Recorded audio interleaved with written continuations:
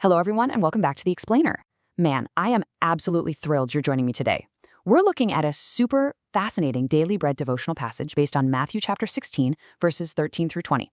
It explores what the author considers to be one of the most defining moments in all of history. And, as we'll see, the author of today's devotional argues that it has some really profound implications for how believers live and how they step into their ministries this season. Okay, let's dive into this. Who do you say I am? I want you to just let that hang in the air for a second. According to the text, it is the ultimate question. It's a question that cuts through all the noise, all the cultural expectations and religious traditions. It's direct, it's unavoidable, and the devotional argues that how a person answers it literally changes the entire trajectory of their life. This brings us right to our first section, the question that changes everything. To really grasp the weight of this, we need to set the scene. Jesus and his disciples have been traveling together. For months, Jesus has been out there teaching massive crowds and performing undeniable miracles. But then, he just abruptly hits pause. He stops and asks his disciples what the word on the street is. At first, he's just kind of gauging public opinion. The disciples throw out some answers based on the whispers they've heard in the crowd. But then, he uses that consensus as a springboard to get to the absolute heart of the matter. He sharply pivots, looks right at the men following him, and asks, "But what about you?" He moves the spotlight completely off the crowd and places it squarely on the individual, emphasizing a total shift from public opinion to personal truth. You can see the stark contrast between these two perspectives. First, we have the crowd's opinion. The public was saying Jesus might be John the Baptist brought back to life, or maybe Elijah, or, another great prophet. Now, those are highly respectful titles, right? The crowd clearly thought Jesus was a bold speaker, a moral hero, but they fell way short of the absolute truth the text is aiming for. Then we look at Peter's confession. Peter steps up, no hesitation, and delivers this absolute personal realization: the Messiah, the Son of the living God. The devotional really highlights how he just blows past respectful titles straight into divine reality. And that leads us to section 2, a personal confession. The author points out that getting Jesus right is absolutely crucial. It's the foundation for literally everything else in this text. If readers get this wrong, nothing else is going to be right. Just look closely at Peter's exact words here. You are the Messiah, the Son of the living God. Peter isn't just calling Jesus a good moral example. He's not calling him a wise teacher. By calling him the Messiah, the Anointed One, and the Son of the living God, Peter is recognizing his absolute divine authority. The devotional treats this as a massive, earth-shattering declaration that completely separates Jesus from any other religious figure in history. And this brilliantly illustrates a real challenge for its readers today. It asks believers to examine whether their faith is merely inherited and social, just a collection of things your parents believed or things your church told you to say. Or is it a personal faith? It prompts readers to ask if they have had their own Peter moment. The whole idea is that Jesus is asking not, "What does your family say I am?" but "Who do you say I am?" The text really stresses the necessity of making a direct, personal decision about his identity. Now, getting to that personal faith actually requires action.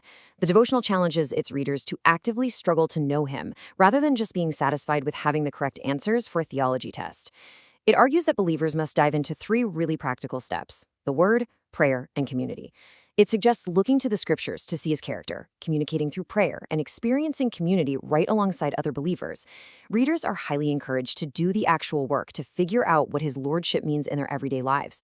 Let's move to our next section, the unshakable rock. Verses 17 through 20 give us Jesus' immediate response to Peter's bold declaration. Jesus affirms Peter, and then he makes a truly monumental promise. He looks at Peter and says, "On this rock, I will build my church, and the gates of Hades will not overcome it." Just feel the ultimate authority conveyed in those words. It is presented as a declaration of absolute victory. But it also brings up a super important question, one that has literally been debated for centuries. What exactly is this rock? So, the crucial point the author makes is this. The rock is the confession of truth that Peter just made. The rock is the reality of who Jesus is, the Christ, the Son of the living God. The text makes it incredibly clear that the church is not built on a charismatic human leader. It's not built on having the slickest programming or the most foolproof strategic plan. No way. It is built entirely on the unshakable truth of Christ's identity. From the devotional's perspective, that is the only foundation that will actually last, asserting that while human effort will eventually fail, the truth of Jesus stands forever. Which brings us to section 4, confidence on campus. The author then widens the lens, taking this unshakable foundation and applying it to a very real, very challenging environment that many of the devotional's readers are stepping into right now, campus ministry this fall. The text notes that the university campus can be an incredibly intimidating marketplace of competing ideas, heavy skepticism, and just immense pressure. But it completely reframes the mission, reminding students that they aren't just there to share a generic worldview or offer some nice moral lessons. It reminds them that they are going to proclaim the Messiah, the Son of the living God. That completely changes the stakes within the context of their faith, and it totally shifts where they believe their power comes from. Because of this, the author highlights a few incredible campus ministry truths. First, the text argues that this ministry is absolutely not a fragile operation that's just going to fall apart over a mistake. Why? Because Jesus himself is the one building it. The ministry is grounded on who Jesus is, not on what you do. The huge reminder here is that the church Jesus is building cannot and will not be stopped.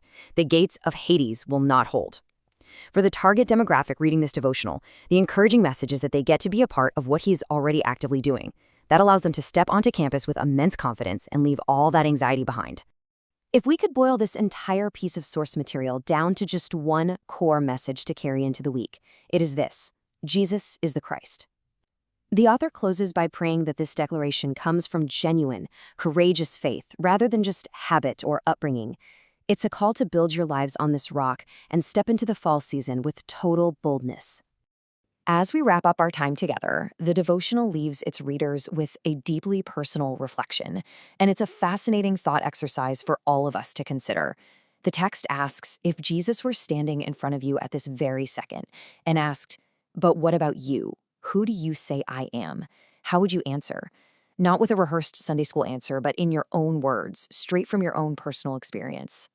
And finally, for those heading into the university environment, the author asks, how does the idea that Jesus is the one actively building his church and that the burden isn't entirely on your shoulders change the way you feel about heading into campus ministry this fall?